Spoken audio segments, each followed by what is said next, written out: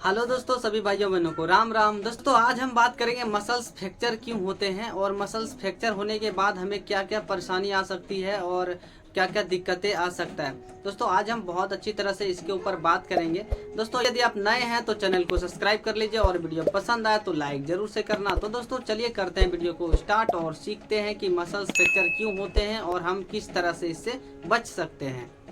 तो दोस्तों मसल्स हमारा क्यों फ्रैक्चर होते हैं इसके बारे में बात करते हैं। जैसे कि दोस्तों मसल्स हमारा पहले से ही कमज़ोर है। जैसे कि स्पाइनल इंजरी हो जाने के बाद हमारे पैरों में सेंसेस नहीं होते और मसल्स में पूरी तरह ब्लड नहीं जाता है, तो इसके कारण हमारे मांसपेशियां बहुत ज़्यादा कमज़ोर होते हैं पहले से।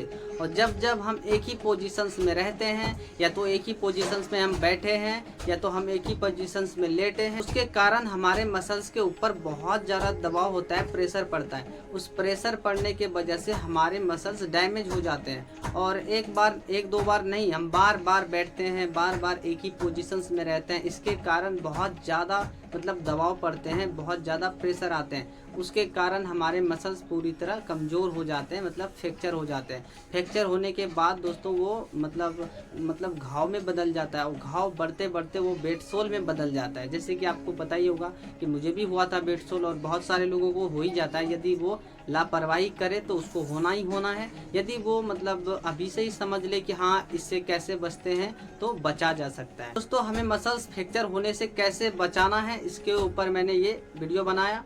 तो हमें किस किस कंडीशंस में रहना चाहिए, तो मैंने उस कंडीशंस में रहा है। तो आप इस वीडियो को पूरा देखिए और आप देखिए कि मैंने किस किस पोजीशंस में रहने का कोशिश किया है और किस किस पोजीशंस में रहा है। तो आप उस पोजीशंस में रहने का कोशिश करें और हर पोजीशंस में आपको ज़्यादा नहीं रहना है, 15 से 20 मिनट से ज़्यादा नहीं रहना एक पोजीशन में।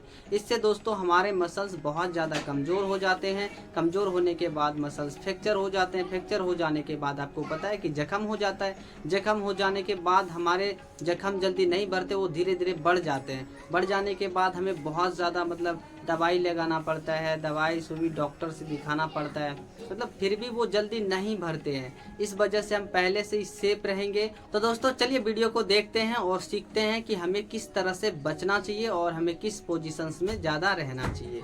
तो चलिए करते हैं वीडियो को स्टार्ट और सीखते हैं। दोस्तों ज़्यादातर तो हम इस कंडीशंस में लेटे रहते हैं, तो इस कंडीशंस में ज़्यादा देर लेटे नहीं रहना है, करवट हमेशा लेते रहना। जब इस कंडीशंस में ज़्यादा देर रहेंगे लेटे तो अपने पैर के साथ एक्टिविटी करेंगे। जैसे कि आप मुझे देखेंगे अभी आगे, पैर को मोड़ना, सीधा करना, उठाना, इस तरह का एक्टिविटी करेंगे।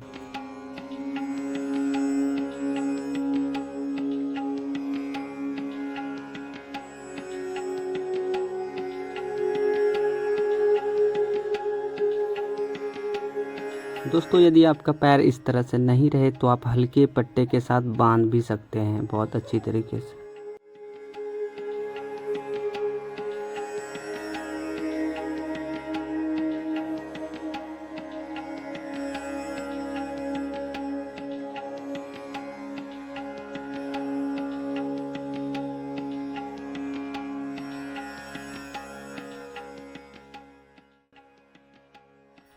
दोस्तों यदि आप इस तरह से पैर उठाने में सक्षम हैं तो बहुत अच्छा, इस तरह से उठाया कीजिए, और नहीं तो अपने हाथ का इस्तेमाल किया कीजिए। यदि और कोशिश करना है कि हाथ का इस्तेमाल बहुत कम से कम करें। जैसे भी अपने पैर को खींचना, धक्का मारना, ये कोशिश करना है पैर को अपने आप से ही हिलाने डुलाने का, हाथ बिल्कुल कम लगाना है।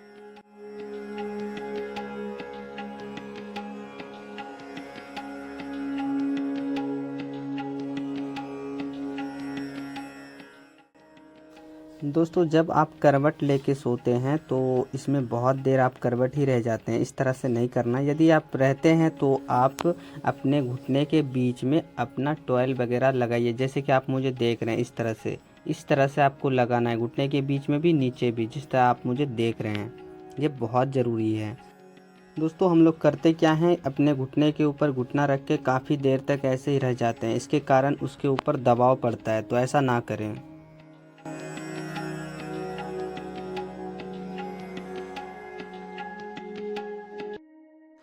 जब दोस्तों आपके पैर में ताकत बहुत कम है तो आप इस तरह से हाथ के सपोर्ट से अपने पैर को इस पोजीशंस पे लाएं और अपने पंजे को अपने हाथ से चलाएं इस तरह से। दोस्तों मैंने वीडियो को थोड़ा सा स्पीड कर दिया ताकि वीडियो बड़ी ना हो जाए।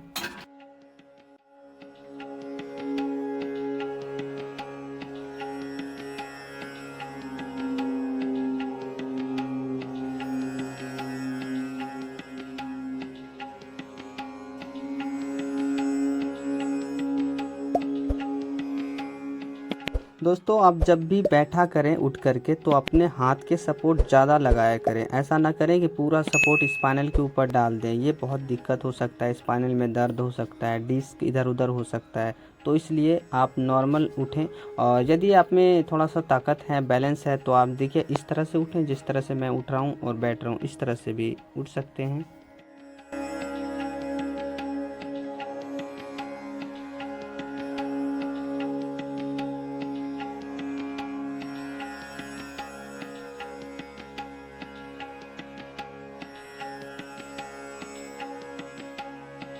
दोस्तों जब हम बैठेंगे तो अलग तरह का एक्टिविटी अलग अलग करेंगे। जैसे कि आप मुझे देखिए, हाथ पैरों में बिल्कुल कम लगाना है, जब ज़रूरत पड़े तभी लगाना, ऐसे तो लगाना नहीं है।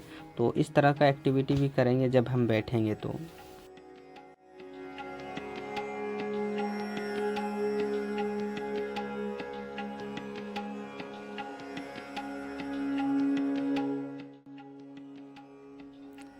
दोस्तों ये बटरफ्लाई एक्सरसाइज का पोजीशंस है, और देखिए इस तरह से बटरफ्लाई एक्सरसाइज करते हैं, इससे यूरिन कंट्रोल होता है और बहुत अच्छा एक्सरसाइज है, आप करने का कोशिश ज़रूर से करें। और दोस्तों हम अलग अलग पोजीशंस में बैठने का कोशिश करेंगे और अलग अलग तरह का एक्टिविटी करेंगे ताकि हमारा बैलेंस बने और काफ़ी अच्छी तरह से हम बैठने में सक्षम हो जाएं। दोस्तों इन एक्सरसाइज में हम तकिए के नीचे पैर रखेंगे, थाई के नीचे तकिया, उसके बाद हम अपने पैर को मूवमेंट करेंगे। और यदि तकिया ना हो तो अपने पैर के भी ऊपर रख सकते हैं, जिस तरह मैं रखा हूँ आप देख रहे हैं। उसके बाद अपने पंजे के ऊपर फोकस करना है, अपने आप से हिलाना है। जैसे देखिए मैं फोकस कर रहा हूँ तो किस तरह से हिल रहा है। दोस्तों हम पंजे के बल बैठने का कोशिश करेंगे और उसके बाद अपने पंजे के बल बैठ करके को अलग अलग तरह का एक्टिविटी करने का कोशिश करेंगे। जैसे कि आप मुझे देख रहे हैं, इस तरह से करने से हमारे जो फूड ड्रॉप होते हैं ना, वो भी काफ़ी अच्छी तरह से ख़त्म हो जाते हैं।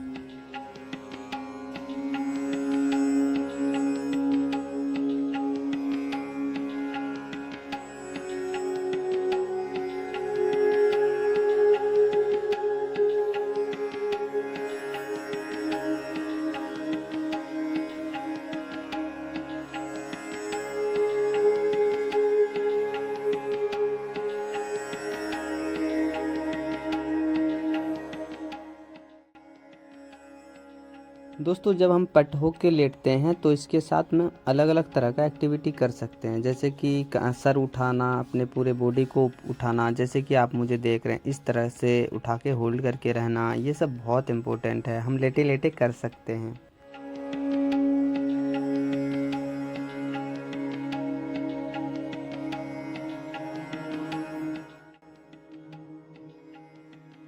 दोस्तों पूरा कोशिश करना है कि अपने पैर में हाथ को टच नहीं करना है। जिस तरह से भी खींचें या कुछ भी करें आप, पर हाथ का टच बिल्कुल मत करें, कोशिश करें कि नहीं करना। ज़रूरत पड़े तो आप कर सकते हैं। और जैसे कि आप मुझे देख रहे हैं, अपने पलथी मार के बैठा हूँ, उसके बाद अलग अलग तरह का एक्टिविटी कर रहा हूँ, इस तरह से भी आप करने का कोशिश करें। ये हमारे लिए बहुत इम्पोर्टेंट है ये सब करना। और ये सब मूवमेंट में हम हमेशा रहेंगे और हमेशा इस तरह का मूवमेंट करते रहेंगे तो ये बहुत अच्छा रहेगा।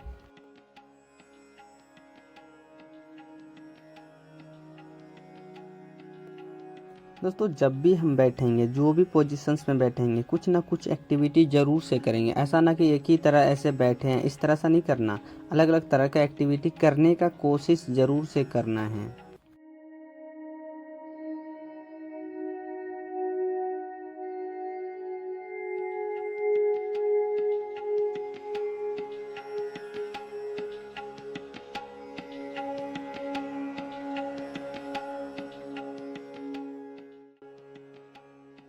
दोस्तों जब आप लेटे रहें तो ऐसा ना करें कि आप पैर को हमेशा बेड के ऊपर रखें, नहीं, आप तकिए के ऊपर रखें, तो पैर के ऊपर पैर रखें, दोनों पैर को तकिए पे रखें। इस तरह तरह का एक्टिविटी के साथ रखना है। ऐसा ना कि जो पोजीशंस में है उसी पोजीशन में छोड़ देना है काफ़ी देर तक, ये सब बहुत दिक्कत होता है, मसल्स के ऊपर लोड पड़ता है, इस वजह से दिक्कत होता है।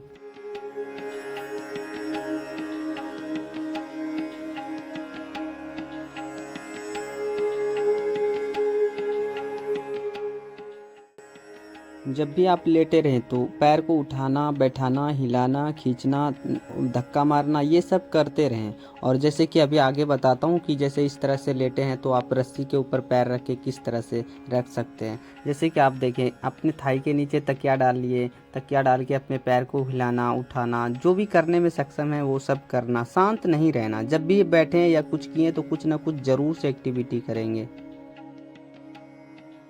दोस्तों पैरों को मूवमेंट में रखने के लिए देखिए रबड़ का इस्तेमाल करेंगे। पहले रबड़ में ये कोई कपड़ा वगैरह बांध लेंगे ताकि हम रबड़ के ऊपर जब पैर रखें तो ऐसा ना कि रबड़ मेरे पैर के ऊपर जख्म कर दे। इस तरह का नहीं करना है, हमें गलती नहीं करना, सेफ रख के करना है। तो दोस्तों यही सब सारे एक्सरसाइज हमें मूवमेंट में रखने के लिए बहुत इम्पोर्टेंट था। जब हम लेटे रहते हैं तो इस तरह से हम एक्टिविटी कर सकते हैं। पैर को रखे हैं, फ़ोन चला रहे हैं, कोई दिक्कत नहीं, पैर ऊंचे जगह पे हैं। बेड पे नहीं रखना ज़्यादा से ज़्यादा, बेड को हमेशा तकिए, पैर को हमेशा तकिए के ऊपर रखना, रबड़ के ऊपर रखना, हिलाना डुलाना, बैठे तो एक्टिविटी किए। दोस्तों इसी तरह से हम अपने पैरों को मूवमेंट में रखेंगे। मूवमेंट में रखने का यही सब तरीका है। ऐसा नहीं कि मूवमेंट में रखने का कोई दूसरा तरीका नहीं, अपने आप से जितना पैर को हमेशा चलाते रहें उसे कहते हैं मूवमेंट में रखना। दोस्तों उम्मीद करता हूँ कि ये सारी जानकारी आपको अच्छी लगी होगी। आप इस तरह से अलग अलग पोजीशंस में रहेंगे, अपने आप का ध्यान रखेंगे, अपने आप सेफ रहेंगे, आप बेड सोल से दूर रहेंगे, आपके मसल्स भी सेफ रहेंगे, तो आप अपने आप को जल्दी से रिकवर कर पाएंगे। तो ठीक है दोस्तों, मिलेंगे दूसरे वीडियो में। जब तक के लिए सभी भाइयों बहनों को राम राम।